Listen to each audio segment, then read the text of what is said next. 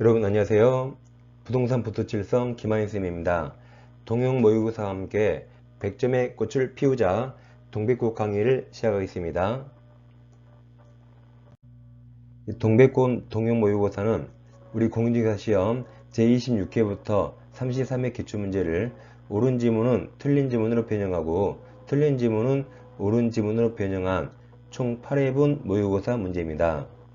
여러분 학원에서 모의고사 보시면 아주 엉뚱한 문제 때문에 많이 속상하시죠.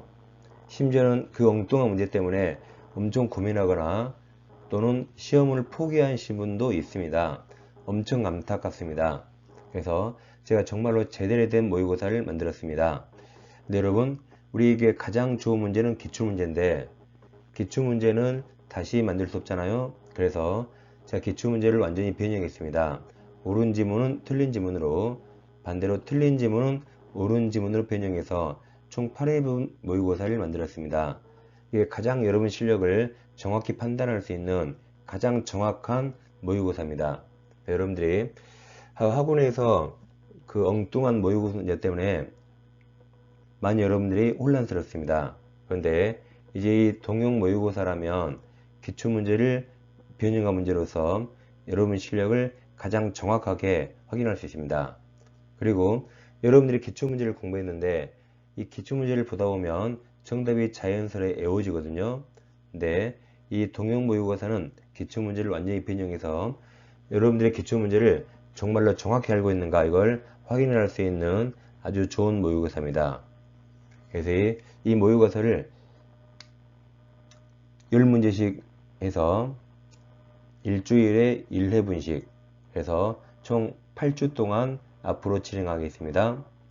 여러분들은 모의고사를 미리 풀어보시고 이 하루에 10문제씩 해설 강의를 보시면 가장 정확한 복습 시간이 될 겁니다. 여러분들이 하루에 45분 시간을 정해서 문제를 미리 풀어보시고 이 영상으로 복습하시면 가장 효율적으로 공부할 수 있습니다. 꼭 시간을 정해서 미리 풀어보시면 좋겠습니다. 이 동형 모의고사 문제를 판매하고 있습니다. 아래 사항을 참고하셔서 미리 문제를 시간 정해서 꼭 풀어보시고 영상으로 복습하시면 가장 좋겠습니다.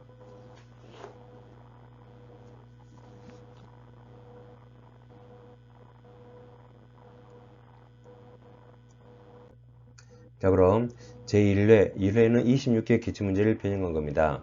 이 시간에는 41번부터 50번까지 10문제를 공부하겠습니다. 미리 문제 풀어보셨죠? 자, 그럼 시작하겠습니다. 자, 민법 공부하시다가 잘 모르는 내용이 있으면 유튜브 검색창에 김하연 시험집중 하시고 잘 모르는 내용을 검색해 보세요. 뭐 표현대리를 잘 모르겠다 그러면 김하연 시험집중 표현대리 또는 뭐 제3자가 헷갈리잖아요. 그럼 김하연 시험집중 제3자 보호라고 검색하시면 해당 내용을 아주 상세히 공부할 수 있습니다. 유튜브 검색창을 잘 활용해 주세요. 자, 그럼 들어가겠습니다. 제일 먼저 공부할 게 허위표시 제3자입니다. 근데 허위표시 제3자에 해당하지 않는 자, 이걸 대표적으로 3명을 꼭 외워두세요. 제일 먼저 제3자를 위한 계약의 제3자는 민법 전체에서 보호되는 제3자가 아닙니다. 그래서 허위표시 제3자라도 보호되지 않습니다. 두 번째, 대리인과 본인은 동일시해야 됩니다. 따라서 대리인이 가정행위 허위 표시했습니다. 본인은 제3자 아닙니다. 대리인과 본인은 동일시할 자죠. 제3자가 아닙니다. 그 다음에 상속인도 제3자가 아닙니다. 가장매매 매수인이 있어요. 즉 아버지가 매수인입니다. 그럼 상속인은 아버지 매수인과 동일시할 자죠. 상속인 즉 포괄승계인도 제3자가 아닙니다. 이 3명을 이렇게 얻으세요. 제3자의 3대는 속하지 않습니다. 제3자의 3대는 속하지 않는다. 3이 뭐죠? 제3자를 위한 계약. 대가 대리에서 본인, 속이 상속인. 그래서 제3자의 3대는 속하지 않습니다. 자, 문제를 풀어보겠습니다. 자, 41번 보겠습니다. 통정의 표시 무효는 선의 제3자에게 대항하지 못한다는 규정에 제3자에 해당하지 않는 자를 물어봤습니다. 아까 상단에 외웠죠? 제3자의 3대는 속하지 않는다. 이 세 명 보입니까? 디귿이 보이죠? 대리인의 대, 리을은 제3자를 위한 격 제3자. 이 두 명이 정답이죠? 그래서 바로 5번 정답이 나옵니다. 이렇게 외우시면 바로 정답이 일어섭니다. 그럼 자, 기억 보세요. 기억은 통정호의 표시의 채권. 이걸 네 글자로 뭐라 할까요? 이걸 가장채권. 여기 호의 표시죠. 그걸 가압류한 자는 호의 표시 후에 나와서 제3자 맞습니다. 니은 통정호의 표시 후에 설정된 전세권. 이걸 다섯 글자로 뭐라 그러죠? 그죠. 가장전세권. 이게 호의 표시죠. 이거에 의해서 그 뒤에 저당권 설정받은 자, 가장전세권 그 후에 나와서 제3자입니다. 기억과 니은도 시험이 엄청 잘 나오고 있습니다. 그래서 정답은 바로 5번이 되겠습니다. 외우세요. 제3자의 3대는 속하지 않는다. 자, 42번입니다. 준법률형인 것을 모두 고른 거. 그러면 준법률형에는 우리 시험에 안 나옵니다. 뭐 10년에 한 번 나올까 말까입니다. 그럼 우리 시험 범위인 걸 고르면 돼요. 기억은 제일 끝에 취소는 단독행위 시험 범위죠.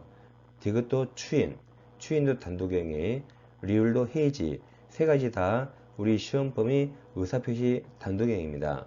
그럼 그 아닌 걸 고르면 정답은 니은 됩니다. 네, 42번 같은 건 앞으로 시험이 안 나옵니다. 그냥 패스하시면 되겠습니다. 이처럼 가끔 우리 시험 범위 아닌 걸 가끔 물어봅니다. 그래서 그냥 이 문제를 그냥 패스하면 되겠습니다. 자, 그 다음 우리 토지거래 허가구역에서 유동적 무효가 시험에 나옵니다. 그럼 유동적 무효를 나누셔가지고 유동적이란 토지거래 허가 협력 의무가 있다는 말이죠. 반면 무효는 계약상 효력이 없다는 말입니다. 그래서 이하 판례들이 허가 쪽과 계약을 나눠서 허가 쪽을 물어보면 뭐든지 다 있다, 다 된다 하시면 돼요. 반면 계약 쪽을 물어보면 뭐든지 없다, 안 된다 하시면 됩니다. 자, 그럼 일방이 허가 협력하지 않으면 허가 협력하라고 소송으로서 구할 수 있습니다. 그리고 허가 협력 안에서 손해가 있다면 손해배상 청구할 수 있고 이 손해액 배상 약정도 유효입니다. 이를 뭐든지 다 된다 하시면 돼요.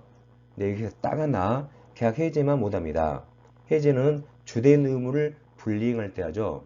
토지거래 허가구역에서도 돈 주고 등기하는 게 주된 의무입니다. 여기처럼 허가협력 의무는 부수적 의무라 이걸 이행하지 않더라도 해제는 못합니다. 그 다음 계약조금 100% 없답니다. 계약상 효력 없죠. 따라서 돈 달라고 이행 청구할 수 없습니다. 그러니까 채무불이행이 나올 수 없고 따라서 채무불이행을 전제로 한 손해배상 청구할 수 없고 계약 해제도 할 수 없습니다. 그래서 계약조금 100% 없답니다. 근데 허가에서 해제만 주의하세요. 다음 유동적 무효 상태에서는 아까 해제 못하죠? 이 해제가 채무불이행을 전제로 한 법정 해제할 수 없습니다. 한편 계약금을 주고받았다면 이행착수 전이라면 계약금 해제, 해약금 해제는 할 수 있습니다. 그리고 유동적 무효 상태에서는 부당이득 반환 청구할 수 없습니다. 이게 나중에 확정적 무효로 바뀌었을 때 그때나 부당이득 반환 청구할 수 있습니다. 지금 유동적 무효 상태에서는 허가 협력해야 돼요. 따라서 뭐 계약금 중도금 줬더라도 부당이득 반환 청구는 아직 할 수 없습니다. 자, 이어서 문제를 풀어보겠습니다. 자, 43번. 갑은 토지거래 허가구역 내 자신 토지를 을에게 매도하였고 곧 토지거래를 받기로 하였다. 그러니까 유동적 무효 상태죠. 자, 틀린 겁니다. 1기억. 갑과 을은 토지거래 허가 신청 절차에 협력 의무 있다 그랬죠? 니은. 갑은 계약상 채무불이행이 아닙니다. 따라서 채무불이행을 이유로 계약 해지할 수 없습니다. 니은은 맞았습니다. 디귿. 계약 현재 유동적 무효 상태라는 이유로 을은 이미 지급한 계약금을 부당이득으로 반환 청구할 수 없습니다. 리을. 을은 토지거래 허가가 있을 것을 조건으로 해서 갑을 상대로 소유권 이전 등기 절차, 그다음 이행 청구, 이행 청구할 수 없다 그랬죠? 무효 상태라 이행 청구할 수 없습니다. 네, 틀린 거라 정답은 3번입니다. 이처럼 여러분들 기출문제를 공부하셨는데 지금 지문을 완전히 탈바꿈했습니다. 그래서 기출문제를 확인할 수 있는 가장 정확한 모의고사입니다. 자, 4번 반사이질에서 법률행위로 무효가 아닌 겁니다. 기억, 무과금을 임대행위는 103조 무효 아닙니다. 니은은 103조죠. 처음부터 보험사고를 가장해서 보험금을 취할 목적으로 체결한 보험계약은 103조 무효입니다. 자, 이것은 변호사 성공보수 약정인데 여러분 민사와 형사 중에 의뢰인이 형사에 쫄아 있죠. 깜빵에서 꺼내주면 2천만원 내놔 거부할 수 없습니다. 그래서 형사사건에서는 103조 무효인데 여기처럼 민사소송은 돈 안 갚아도 깜빵에 가지 않습니다. 그래서 민사소송은 103조 무효가 아닙니다. 다음 리을 수사기관에서 참고인으로서 자신이 잘 알지 못하는 내용에 대한 허위 진술하고 대가 제공 약정은 103조 무효죠. 그래서 정답은 4번 기억과 디귿입니다. 그 다음 계약의 무권 대리는 해마다 시험에 나옵니다. 특히 갑을용 사례를 대비하셔야겠죠. 자, 갑에게 엑셀한 부동산이 있는데 우리 아들 자식입니다. 근데 자식에게 엑셀을 팔아달라고 대리권 준 바 없습니다. 근데 아들 우리 병을 만나서 아버지 몰래 갑 이름 현명하면서 엑셀을 매매했습니다. 이게 무권 대리죠. 그럼 둘 간의 원칙 무효가 되는데 본인에게 두 가지 권리가 있습니다. 본인은 무권 대리를 추인하거나 또는 추인 거절할 수 있죠. 그럼 추인하면 소급표 있나요? 네, 있죠. 무권 대리를 인정했으니까 행위시로 소급에서 효력이 생깁니다. 한편 추인을 거절하면 무효이던 것이 무효로 확정이 됩니다. 한편 상대방에게도 두 가지 권리가 있죠. 최고권과 철회권이 있습니다. 최고란 무권 대리를 추인할래 말래 본인에게 물어보는 거라 악의도 가능하죠. 이렇게 물어봤는데 본인이 확답을 발신주의 바라지 않습니다. 민법의 모든 최고는 똑같습니다. 물어봤는데 답이 없으면 원칙대로 있겠다 또는 이대로 있겠다죠. 그 원칙 무효잖아요. 그럼 추인이 아니라 거절로 봐야 무효가 되죠. 그래서 거절한 것으로 봐서 무효로 확정이 됩니다. 한편 처리는 선의만 가능하죠. 그래서 처리하면 자기 의사표시를 없애는 거니까 무효로 확정이 됩니다. 이처럼 처리는 누구만 가능하죠? 선의만 가능하죠. 그래서 여보세요. 선처리입니다. 근데 최고는 악의도 가능해서 최악의 선처리 꼭 외우세요. 최악의 선처리입니다. 다음 무권 대리는 유동적 모의 상태죠. 그리고 최악의 선처리 외우시면 되겠습니다. 그 다음 상대방에 대한 무권 대리 책임 135조가 중요하죠. 자, 갑에게 엑셀 무동사 있는데 자신 아들에게 대리권 준 바 없습니다. 늘이 병을 만나서 갑의 이름 현명하면서 매매했죠. 둘 간의 무효가 되는데 이게 유효가 되려면 본인이 뭘 해야 되죠? 그렇죠. 추인해야 되죠. 근데 본인이 절대 추인하지 않습니다. 그럼 유효가 될 수 없죠. 그러면 우리 상대방 병에게 책임지는 거죠. 을은 대리권도 없는데 대리권 있는 것처럼 무권 대리에 있으니까 우리 병에게 책임집니다. 이제 책임 내용은 상대방 병이 선택하죠. 그래서 병이 선택을 해서 야, 너 엑셀 매매했잖아. 너 책임지고 소유권 넘겨 라고 이행 청구하거나 또는 너 내가 입은 손해배상해 라고 청구할 수 있습니다. 그럼 을은 책임져야겠죠? 근데 예외적으로 상대방을 보호할 필요가 없을 때가 있어요. 즉 상대방 병도 을에게 대리권 없음을 상대방도 알았거나 알 수 있었다면 그때 책임 묻지 못합니다. 그럼 상할수 반대가 알았다 반대가 선의, 알수가 과실이죠. 반대가 무과실이라 상할수 반대가 상소무입니다. 상소무일 때 을에게 책임 물을 수 있는데 상소무이더라도 하필 을이 제한 능력자입니다. 와서 책임지라고 멱살 잡으면 안 되겠죠? 이때도 을에게 책임 물을 수 없습니다. 예외가 두 가지입니다. 오른쪽에 135조가 있어요. 그럼 1항은 상대방 선택입니다. 자, 2항 보세요. 2항. 대리인으로서 계약 맺은 자에게 대리권이 없다는 사실을 다음 상할수입니다. 상대방이 알았거나 알 수 있었을 때 또는 대리인으로서 계약 맺은 사람이 제한 능력을 할 때 그때는 1항 책임을 적용하지 않는 예외가 두 가지입니다. 그 다음 이 135조는 무과실책임입니다.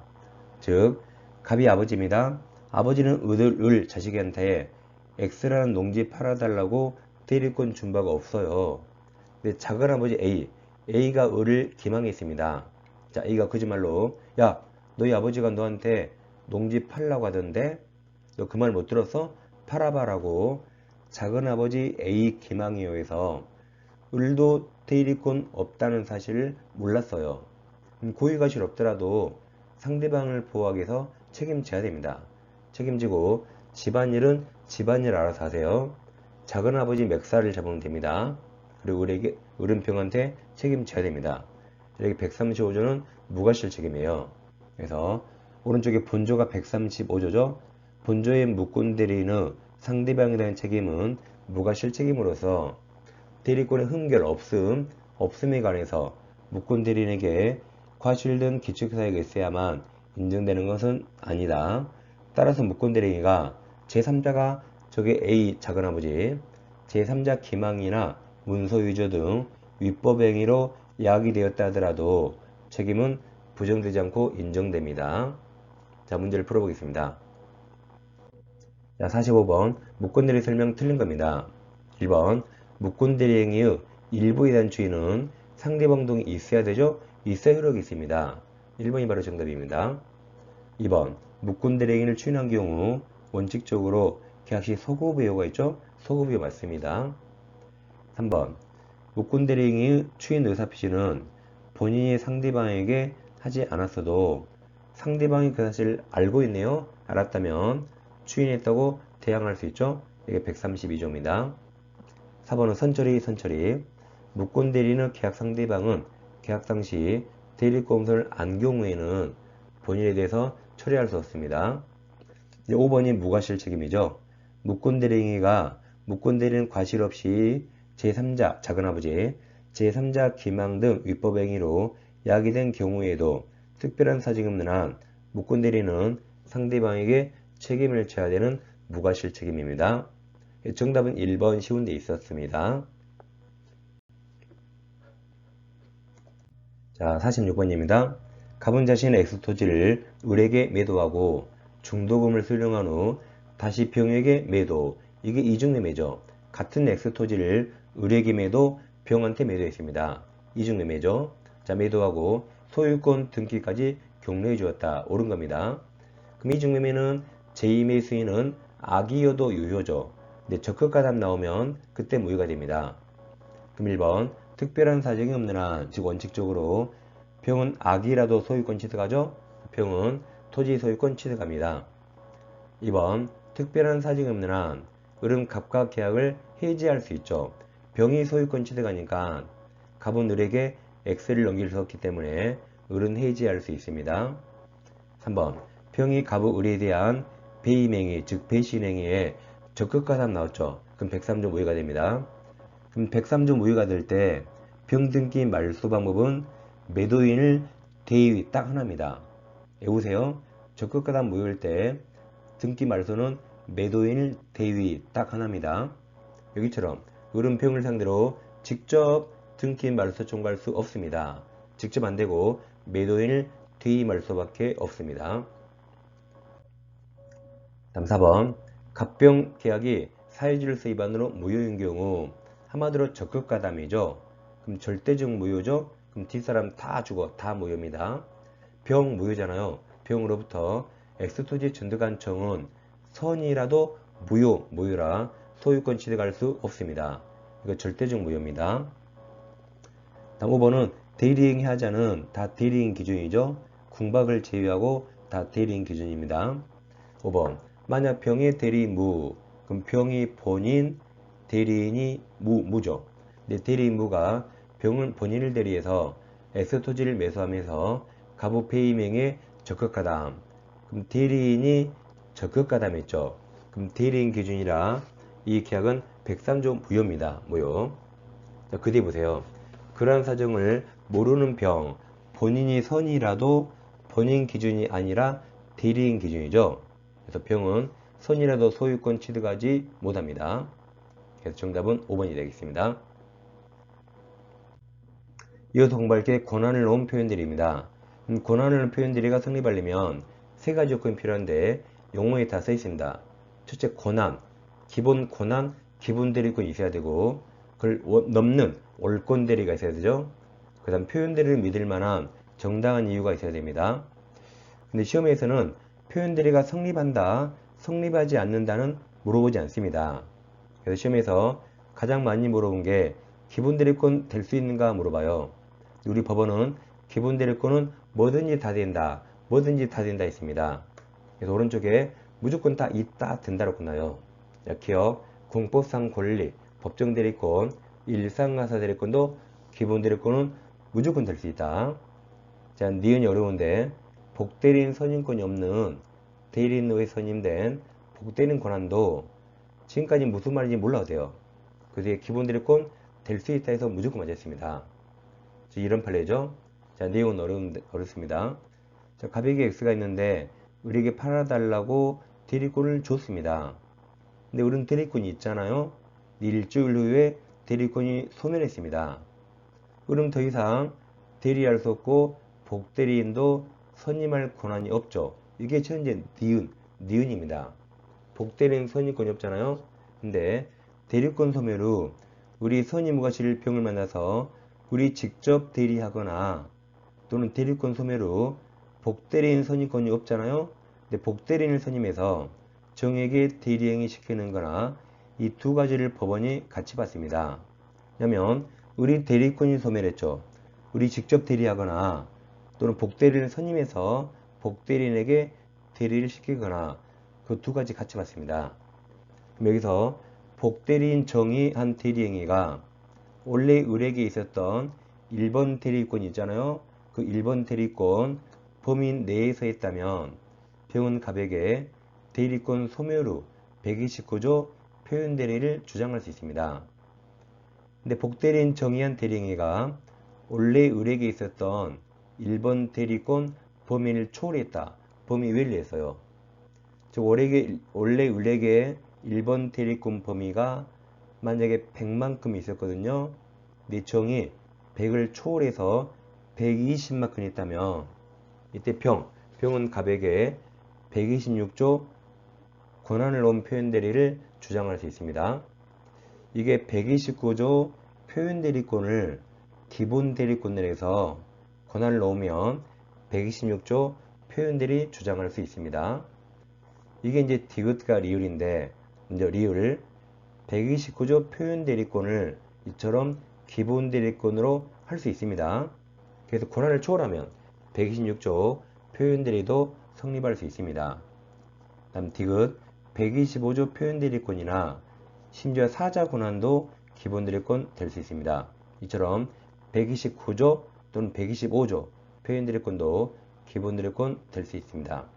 아무튼 기본 대리권은 무조건 다 된다 하시면 됩니다.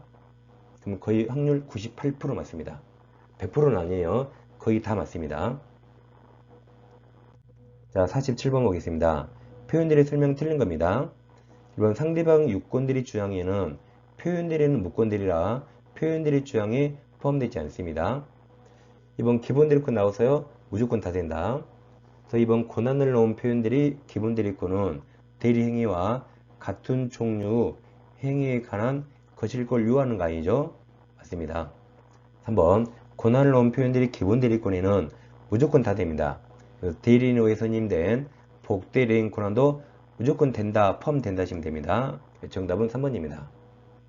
4번 대리권 수요 표시한 표현들에서 대리권 수요 표시는 꼭 대리권 또는 대리인이라는 표현을 사용한 경우에 한정하는 건 아니죠. 명칭 사용을 무기행하는 것도 수요 표시가 될 수가 있습니다. 5번 대리권 소멸 표현들이 129조가 인용되고 이게 기본 대리권이 되는 거죠. 그리고 그 표현들이 권한을 넘는 대리인이 있는 경우 권한을 넘는 표현들이 126조가 성립할 수 있습니다. 정답은 3번입니다.